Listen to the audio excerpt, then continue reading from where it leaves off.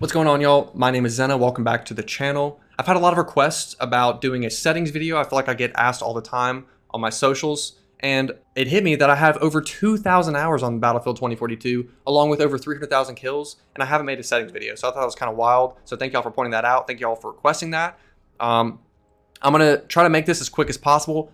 There are a lot of settings that I have set to default, and therefore I'm not gonna be going in depth. I'm just gonna kind of scroll past those. Obviously, at any point, feel free to pause the video to look at anything that I might have potentially skipped over that you would like to know.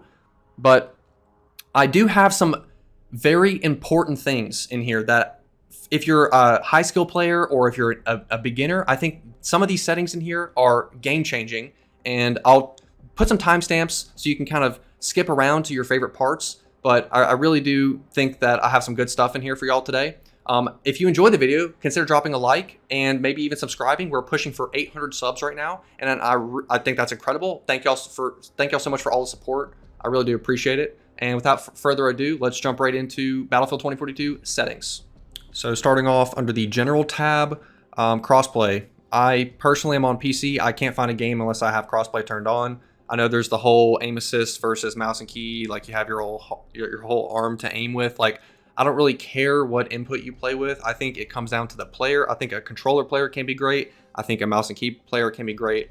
I don't really have a problem with the whole input situation. So, and like I said, I can't even play the game without this setting on. So for me, crossplay, all the rest of the stuff turned on. Under network as well, if we go down to the bottom under the event graph, this is the pain measurement scale, okay? So you can turn this on, and this will show you exactly how many no regs you are receiving in real time during gunfights. So if you lose a gunfight and you're like, how did that just happen? I hit every shot. Well, boom, you can look at the event graph and it shows you missed. You landed 5 shots and you got 2 no regs, and that's why you died. And you're just like, wow, thanks, DICE. Awesome game. Anyway, I turn this off because I can't stand to look at it, but you know, in the game, you just know you're getting no regs, and this is a way that you can actually see it. Now, moving on to the display tab under video, this is actually a lot more important. Full screen, obviously, this is to maximize your performance and your frames. I play on 1080p. Make sure your refresh rate is set as high as possible. Also, if you have a high refresh rate monitor, make sure you actually go into the monitor settings and turn on or bump up the refresh rate to its highest setting, because even though this is a 240 hertz monitor, when out of the box, it only came 144 in the settings. I had to go in manually and turn it up. So make sure you do the same for your monitor. FOV 95, that kind of 90 range has always felt pretty solid for me on this game. So 95 is what I play on. Default is 55. For the love of God, please turn up your FOV. You don't have to go all the way up to max, but 70 at least, bro. Please, I'm begging you. Stop playing on 55 FOV. It is bad, okay? Please, you have to believe me. All right, FOV for vehicles, max that out. This is also a very important setting right here in regards to recoil, visual recoil. When I started playing 2042, I had this setting turned off, and a good buddy of mine, Ash BF, came into the stream one day and was like, hey, you realize you have this FOV setting turned off and it needs to be on? And I was like, okay. And so I changed it, and I was like, oh my gosh. It took a little getting used to, but there's no recoil. So I have a lot of players ask me, how do you get rid of recoil and blah, blah, blah. This potentially could help you. If you have this turned off, I would highly recommend trying it out, at least turned on. It may take some getting used to, but this is the better setting, okay? Brightness 50, chromatic aberration, all this nonsense. I'm not really a big graphics kind of guy. If the game looks good, that's awesome. I'm more focused on performance and frames, and yes. So all of these settings here, every single thing is on low or turned off, okay?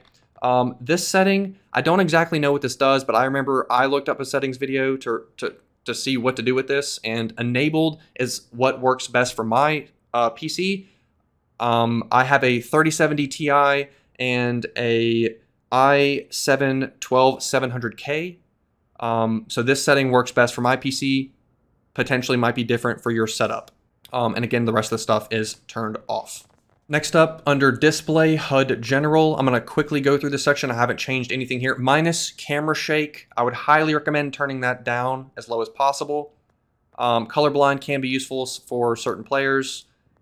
This kill log here, squad and nearby is what I have it set on because it is providing me with information that is close. I think the range is 50 meters around me. I don't need to know about Timmy 300 meters killing John on the skyscraper. That information is irrelevant to me. I don't need to know about it, but I do need to know about people that are within my specific range. So squad and nearby for me works best. Also, this is probably one of the best settings I can recommend you change in game. Okay, so we're under display HUD General. We're going to scroll down just a little bit to the damage number section. Here you can make your damage numbers appear on screen. They updated this in season 5, and it's a very welcome change in my opinion. So for the settings, I've got screen center, small, and then here's the good one right here, okay? You're gonna wanna put it on 0, 74, negative 74, okay? If you have a red dot sight, the damage numbers are going to be directly below where the red dot sits. Therefore, it's not obstructing your view, and you can perfectly read the damage numbers. How this setting comes default, the damage numbers are way off to the right, and you have to like take your head off center screen. It's super weird. So this setting right here is a game changer. Shout out to my boy It's Pizza FPS for showing me this. This is one of my best settings I can recommend in this entire video. So make sure you check this one out. Continuing on under HUD General, we've got the chat. I like reading chat. I think it's hilarious. HUD scaling, none of this is changed. I'm going to go down to Crosshair now. I believe all of these settings are default. Not going to stay on here too long. Minimap, default, not much going on. HUD icons, really there is some preferences here, but I will say the thing that you should change is the zoomed opacity. Okay, so basically when you're aiming down sights, you don't want a bunch of visual clutter. You don't want to see the A flag, the B flag, the E flag, the D flag. You don't want to see your squad mate down. You don't want to see this tank or whatever, like all that clutter. If you're zoomed, you want to be able to see your target clearly and precisely. So for the most part, I have all these zoomed settings set to basically 0. I don't care about anything in a combat situation like that. And you can definitely turn down the opacity on the rest of these as well to kind of fill your specific needs, what feels best for you. But the zoomed, as you can see as I'm scrolling down through here, feel free to pause the video as well through these sections here. But most of these zooms are basically 0 or at least lowered a little bit. Moving on to sound, I've got the master volume lowered just slightly. The music is the worst in the entire franchise. Whoever made it should be ashamed of themselves. It is an absolute disgrace. So top tier tip here would be to turn it to 0. Just save your ears because the music is terrible. In-game announcer volume, you know, I don't really need your help, honestly. So got that turned down pretty low. For some reason, the stereo headphones option is what works best for me here. Let me know in the comments what audio configuration that y'all run. I'd be very curious to know. But this one works best for me. Got HyperX Cloud Alphas. And yes, voice chat. You know, honestly, there was potential here. But every time I try to turn on voice chat, it's literally a guy blaring the game through his TV. And I have to hear like his game audio like twice. And I'm just like, I can't do this. I don't have the patience for that. So I'm sorry, DICE, the voice chat failed. Okay, so I don't play 2042 on controller, but sometimes I mess around with it. And all my previous gaming experience in my entire life was on controller, so I do have some experience. Definitely turn your vibration off. And then for the button mappings, the plus menu is what we're focusing on here. Make sure you have a quick swap to your ammo or your underbarrel or whatever you find most important. Ammo, I think, is number 1. So what I mean by that is when you are holding the controller, you have to hold Y, right, to bring up your plus menu. And then from there, you have to press like awkwardly like X or A or B. That's dumb. Okay, so what we're gonna do is we're gonna change the keybind to maybe a click on your stick, or maybe a bumper or a trigger. Okay, so I know this is kind of hard to see, but basically when I'm holding Y, okay, I've got the plus menu up. I can still move my character around. Okay, but then if instead of just awkwardly with my right hand, I can just press the trigger, or I can press this bumper, and I can still move around, press that, and hold the Y button for the plus menu. So what that's allowing me to do is it's allowing me to change my ammo instantly. And therefore, I'm dying less often in those situations. And I'm also able to still move my character, so you're not just standing still as an easy target for a sniper. And I'll go into a little bit more in depth with this on the mouse and keyboard section as well. But to me, this is a very important setting, is to find a button that works for you on your controller that is easy for you to hold the Y button. Boom, I've got my plus menu. I'm moving around with my analog stick. Boom, I can press left trigger or whatever button. Boom, I'm quickly swapping to ammo. Boom, I'm quickly swapping my sight or whatever your setup is. Trust me, it makes a difference. It makes a difference on the field. You're running out of ammo. You need to swap. Boom. You've got whenever you find your setup, the more you practice with it, you'll get more comfortable. I'm at a point now with my setup, I can swap magazines in so fucking quick, and it just feels like it feels like I have an advantage. It feels like I have an advantage. So hopefully I explained that okay. Definitely try to apply that to your controller settings. And like I said, I'll go in more in depth with how I do it on mouse and key here very soon. Finally, we have made it to mouse and keyboard settings. Starting off with mouse raw input, I've got this set to on. Moving over to on foot settings, sensitivity I play on 12. My DPI is 1000 for anyone curious. FOV I've got to 95. ADS FOV, make sure that's turned on, very important. Uniform soldier aiming off. It makes the mouse feel terrible in my opinion. I cannot stand it. This makes it so I've got it on click. This makes it sure I press the shift key once and then I'm just sprinting. This just makes it so I play this game for a long periods of time. So like my fingers get tired. So if I just had to hold the sprint button all the time, no, I don't like that. I have this turned off. I don't like double tap. Sprint, there's my keybind for that. Got this turned off. Traversal sprint. When I started playing this game, I had this turned on, but realistically, the traversal sprint is not that much faster than the regular sprint, and specifically for CQC situations inside buildings or on the ship, on stranded, you do not need to be using the traversal sprint. It's really not necessary because the sprint to fire time, it takes you so much longer to get your weapon ready in those situations versus just a normal sprint. So really just try to maintain your traversal sprint for long distance between flags, rotations, or if you're just, a lot of these maps are obviously very open and exposed. So if you need to, move over to a different position quickly, traversal sprint, obviously you want to make sure you're utilizing it in those situations. Zoom settings here, pretty sure these are defaults. Other, not a lot going on here. Parachute auto deploy, turn that off, yeah. Revive interaction, I've got this on hold. I've got this on hold as well. All of these zoom sensitivities are all default. Vehicles, got the same aim sense. Make sure you max out your FOV. Sensitivity is just default basically. I like to have the boost on click. Same thing with sprint, just keeps it's just easier on my fingers. All of this stuff should be pretty default.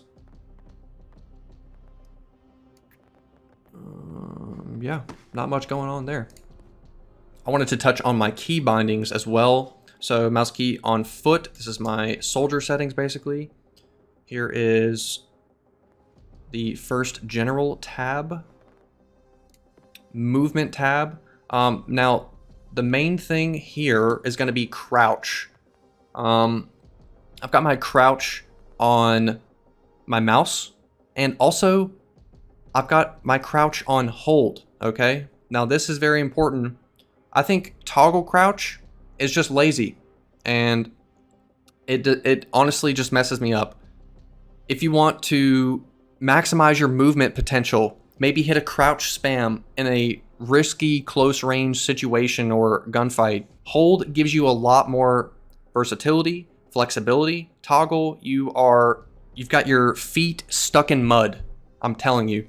Crouch to hold, it may take some getting used to, but this is, from my experience, even on controller, this is the play. Even when I play it on controller, crouch on hold is better.